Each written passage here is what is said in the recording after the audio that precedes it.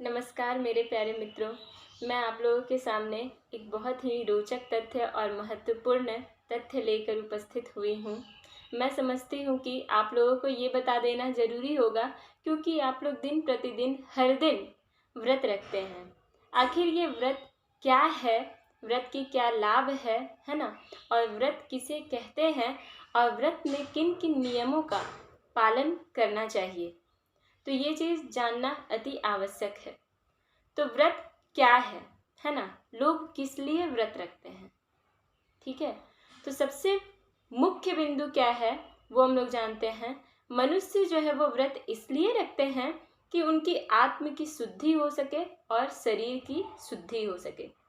तो शरीर की शुद्धि और आत्म की शुद्धि के लिए ही व्रत जो है वो रखा जाता है। चाहे वो छठी व्रत हो, षष्ठी व्रत हो, या फिर चाहे दुर्गा पूजा का कोई व्रत हो, चाहे वो कर्मा पूजा हो, चाहे वो गणेश चतुर्थी का व्रत हो, इत्यादि इत्यादि। हर दिन जो है वो हमारे हिंदू पर्व ऐसे ही हैं जिसमें व्रत लोग रखते ही हैं। तो व्रत का मुख्य उद्देश्य यही होता है कि उनकी जो है वो आत्म की शुद्धि हो सके, और दूसरी बात यह है कि उनकी शरीर की शुद्धि हो सके। आत्म शुद्धि और शरीर की शुद्धि ही जो है वो के कारण जो है वो व्रत रखा जाता है। प्रश्न उठता है कि व्रत किसे कहते हैं? व्रत जो है वो किसे कहते हैं? तो व्रत जो है वो शास्त्र में कहा गया बात, जो भी शास्त्र में कही गई जो भी विधि है, ठीक है, उसी को हम लोग व्रत कहते हैं। तीसरा प्रश्न है कि व्रत में किन किन नियमों का ध्यान रखना चाहिए। जब आप व्रत रख रहे हैं, विशेषतया आप लोगों को किन किन नियमों का ध्यान रखना है वो बातें भी जाननी चाहिए। तो पहला है, आप लोगों के अंदर जो है वो क्षमा की समर्थ, जो क्षमा करने की है, क्षमा करने की समर्थ होनी चाहिए, सामर्थ्य होनी चाहिए कि आप जो है वो क्षमा कर सकें, है ना? ये नहीं कि किसी दूसरे पे तुरंत आप लोग जो है वो गुस्सा करने लगते, वो चीज़ नहीं होनी चाहिए। आप लोगों के अंदर इतनी सहनशीलता होनी चाहिए, इतनी सहन शक्ति होनी चाहिए कि आप दूसरों को क्षमा कर सके। तो ये पहला पॉइंट है। दूसरा पॉइंट, दूसरी बिंदु ये है कि सत्य। हमेशा आप जब भी व्रत रखें और व्रत नहीं भी रखे हैं तो भी आप लोगों को हमेशा सत्य, मीठी वाणी की प्रयोग करना चाहिए। हमेशा मीठी वाणी बोलनी चाहिए, हमेशा सत्य जो है वो भाषण करनी चाहिए। तीसरी बिंदु ये है दया। आप गरीबों पे दया करें, बच्चों पे दया करें, बूढ़े इत्यादि पे आप दया की भावना दिखाएं। चौथी बिंदु जो है वो दान। आप अत्यधिक से अत्यधिक दान करें।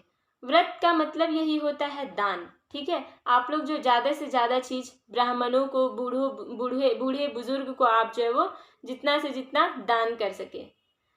अगला जो है वो शौच, जो भी है शौच को जो है वो संयमित करके रखना है, ठीक है? आप लोग जो है वो उस पर ध्यान दें।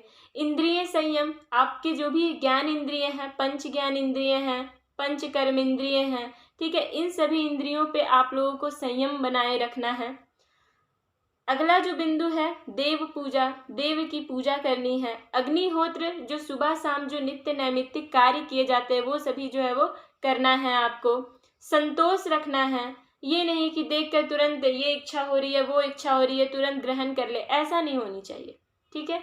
आपके अंदर जो है वो संतोष की भावना होनी चाहिए, संतोष की क्षमता होनी चाहिए कि आप संतोष कर सके।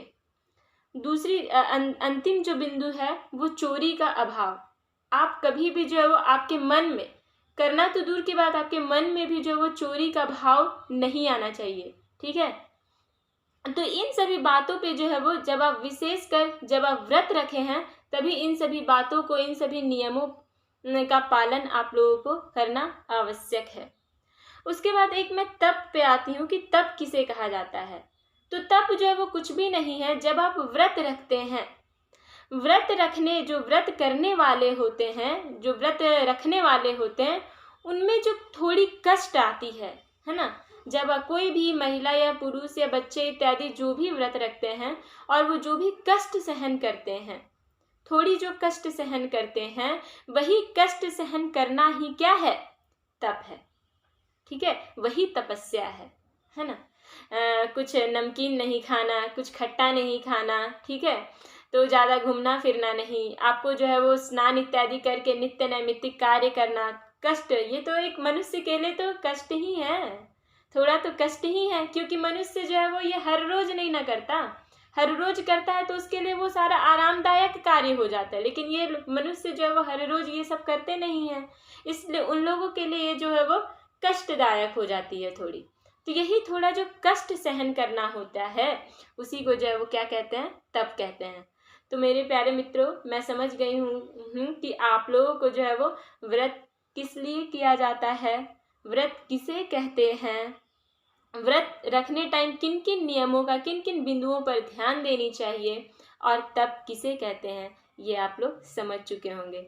धन्यवाद। मैं आप लोग से आशा करती हूँ कि इस वीडियो को आप लोग अत्यधिक शेयर करें, आप लोग भी इसके पुण्य के लाभ उठाएं और अत्यधिक जाने। इसी तरह मैं मैं खुद से ये सारा बिंदु मैं आप लोगों के सामने नहीं रख रही हूँ, ये सारा पुराणों में कही हुई बातें हैं, इसलिए मैं आप लोगों के सामने प्रस्तुत कर रही हूँ, आप लोगों के सामने रख रही हूँ। मैं आशा करती हूँ कि ये वीडियो आप लोग अत्यधिक से अत्यधिक शेयर करें, लाइक करें, सब्सक्राइब करें। धन्यवाद।